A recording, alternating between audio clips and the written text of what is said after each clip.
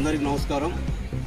ఈరోజు తిరుమలాయపాలెం మండల కేంద్రమైనటువంటి హాస్పిటల్ని అఖిలపక్ష బృందం సందర్శించడం జరిగింది।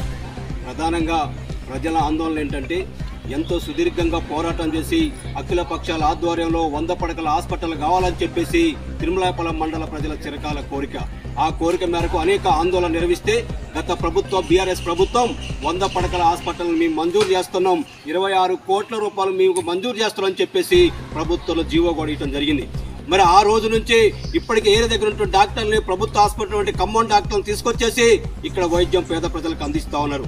చాలా బాగా వైద్యం జరుగుతూ ఉంది। పేద ప్రజలందరికీ కలిగి గిరిజనులకు, దళితులకు, ఎస్సీ ఎస్టీ బీసీలందరికీ కూడా టెస్టులు చేసుకోవడానికి అవకాశం తిరుమలాయపాలెం మండల కేంద్రంలో ఉంది। హెడ్ క్వార్టర్ పోయి టెస్టులో పోతే వేలాది రూపాయలు ఇంతకుముందు అయ్యే పరిస్థితి ఉండేది।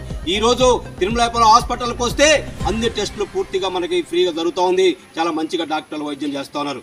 మరి ఇప్పుడు ఏమైందో తెలియదు। ఇప్పటికే ప్రజల్లో ఆందోళన ఏంటంటే తిరుమలాయపాలెం 100 పడకల హాస్పిటల్ని వేరే చోటికి తరలిస్తామని చెప్పేసి ప్రజల్లో ఆందోళన కలుగుతూ ఉంది। మరి ఈ ఆలోచన ప్రభుత్వం ఎందుకు చేస్తుందో ప్రజలకు అర్థం కాని పరిస్థితి ఉంది। ఇప్పటికే రాష్ట్ర వ్యాప్తంగా డాక్టర్ పోస్టులకి, నర్సుల పోస్టులకి అన్నిటికీ కౌన్సిలింగ్ జరుగుతూ ఉంది। మరి తిరుమలాయపాలెం హాస్పిటల్లో ఖాళీ ఉన్న డాక్టర్ పోస్టులని భర్తీ చేయాలని, నర్సులు భర్తీ చేయాలని, ఇక్కడ ఎక్స్రే ప్లాంట్ కానీ మిగతా సౌకర్యాలు రావాలని చెప్పేసి అనేక సార్లు ఆందోళన నిర్వహించాం। మరి అవి రాకపోగా 100 పడకల హాస్పిటల్ని వేరే చోటగా తరలిస్తారని చెప్పేసి ఆలోచన కలుగుతోంది। ప్రభుత్వం ఆలోచన చేస్తున్నట్టుగా ప్రజలు ఆందోళన చెందుతారు।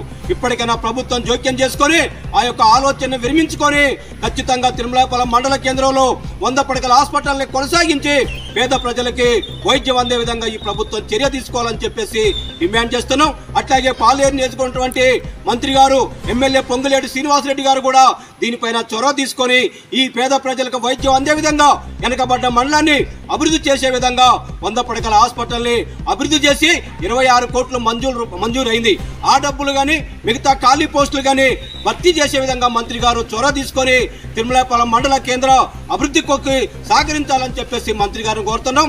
లేని ఎడల పెద్ద ఎత్తున మండలంలో పేద ప్రజలందరినీ సమీకరించి అన్ని పార్టీలు, అఖిల పక్షాలు, ప్రజా సంఘాలు, విద్యార్థి సంఘాలు అందరినీ సమీకరించి పెద్ద ఎత్తున ఆందోళన నిర్వహిస్తామని చెప్పేసి డిమాండ్ చేస్తున్నాం। ఇప్పటికైనా ప్రభుత్వ ఆలోచనని విరమించుకొని ఖాళీగా ఉన్న డాక్టర్ పోస్టులని, వైద్య సిబ్బంది పోస్టులు అన్నింటినీ భర్తీ చేయాలని చెప్పేసి కోరుతున్నాం। ఇప్పటికైనా ప్రభుత్వం ఆలోచన చేసి పేద ప్రజలకు వైద్యం అందియాలని చెప్పేసి డిమాండ్ చేస్తూ ఉన్నాం।